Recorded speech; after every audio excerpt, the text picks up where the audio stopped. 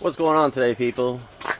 We are out in my portable car garage, and I'll tell you right now, this thing was $179 at Harbor Freight. With a coupon, I got it for less than $150. That little tiny heater attached to that propane tank, like, it's actually almost too warm in here right now. And it is 7 degrees outside in Maine. See, winter, ice, cold. Last winter, I stored my car in storage facility and paid $85 a month. So this is 10 times better. Like, if you don't have the ability to store something in a garage, I highly recommend this. We've had 40-mile-an-hour wind gusts, you know, a few, not very much, but a few good snowstorms, and this thing is awesome. If you guys haven't seen the carbon fiber hood in any videos, or these Demon Eye headlight retrofits that went in, Morimoto makes a kit for Mopars, if anybody is looking into that. And the engine, nothing's really happened underneath here since the carbon fiber manifold cover.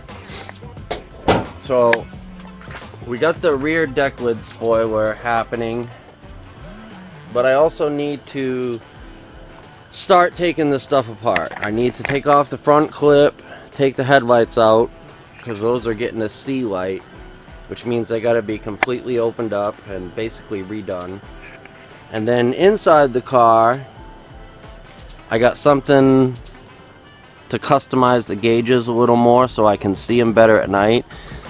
And I'm going to completely wrap all of the dash like I wrapped the steering column here. Redo the door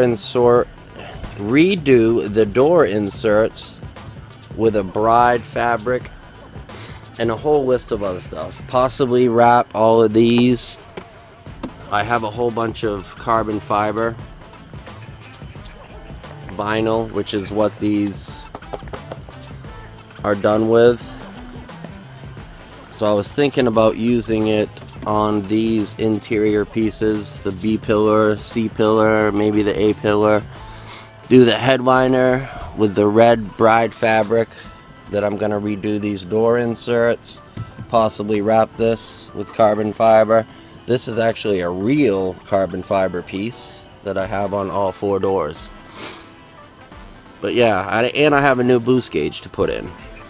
So, translation means if I actually turn the camera on, I've got tons of content.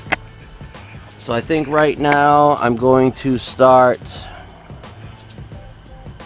taking apart the dash. Oh, check out my Michael Jackson light gloves. On and off right there, boom. Gives you a light right at the tip of your fingers, literally. No matter how dark or where you're working, these things are awesome. I'm probably not going to film it because it'll bore you, but to take off the dash and get these gauges out, first thing you got to do is remove the A pillar. There's one screw that holds that on there. Remove this side cover here, and that's going to start exposing some screws. Pop this off, pop it off here. Pop the shifter bezel off, and then this console faceplate, that's going to expose screws. And then you'll be able to slide. I should be able to pop this up enough, pull it out, that I can start undoing the screws that are covered up.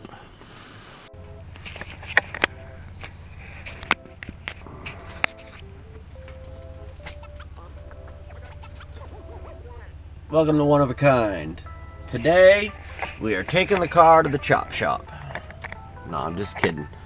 Okay, so we got the gauges inside and pulled apart.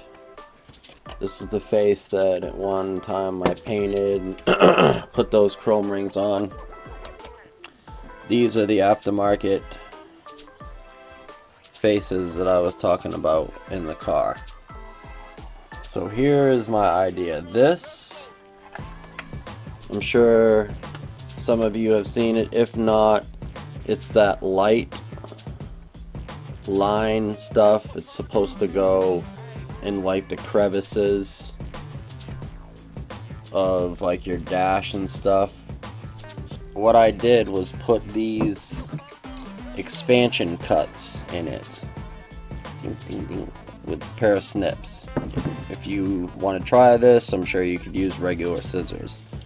And with all those cuts in it, it now allows me to put it on a radius curve on the flat, like that, so that I can go flat down. So what I'm going to do, rather than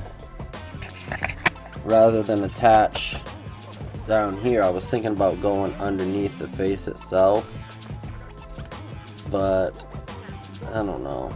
I don't want to take that chance, so I'm going to go with the safe bet and just use adhesive and go around each circle. And then how this stuff works is there's one LED light that plugs into the end, but I'm gonna up it a little bit and put one on each side wherever the end may be. I'll cut it to size when I'm done, but first I've got to configure a way to glue it to the back side here, but only have the tube part showing perfectly along the perimeter. What about wrapping the insides of these also? I might actually do that. I don't know, we'll see. So first I'm going to start gluing. Okay, so I got them all adhered to the back side of this part. This is what was left over. I found that I had to cut a lot more expansion to get a nice clean radius. It was kind of a, there were too many straight edges before, so at least a 1/2 inch to a 1/4 inch on the slices.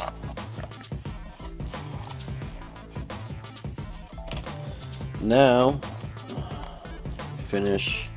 I already put the painted piece with the glass. I cleaned them all out back on. I don't know, I'm kind of wondering if I should have not gone all the way around. Maybe where just the numbers were. I don't know. We'll have to bring it out. I'm not gonna test it in my car, but I can plug right now. These Type S line lights come with a cigarette adapter. Obviously, when I do the final install in the car, I'll just hardwire them into something that's powered by the lights. But for now, let's take it out and go test them and see how they look, and go from there. Okay, so I apologize for the bad lighting, but this is the only place that I can test it out, see how they look. So this is actually what plugs into those little pieces of plastic hosing. It's just one LED. That's why I ran it to come out one right here and one right here, so there'd be one on each side. So I'm gonna go ahead and plug it in and see how they look. Now when I actually have these back in the car, there will be the backlighting that's normally there. Oh look, they're fogging up. That means there must be some moisture in there. The cool thing about these is that they're run off Bluetooth and pretty much do all different kinds of things with them. I'm not sure I like it all the way around. I think it'd be stronger and brighter if I started it at the numbers and stopped at the numbers and didn't go on the bottom half. I don't know. If you watch this, leave a comment and let me know what you think. Should I redo it with only the top section where there's numbers, like from here to here, and leave the bottom with no white, or do I leave them all lit up? Because it's going to be a while before I actually install them back in the car. And also, a guy on a Caliber page that I'm at showed me this bottom picture is what he's got. Looks like just an LED behind the needle. And I think that looks pretty awesome too. So maybe I add something behind the needle. I don't know, we'll see. Either way, more mods coming. Till next time, you guys, keep it custom.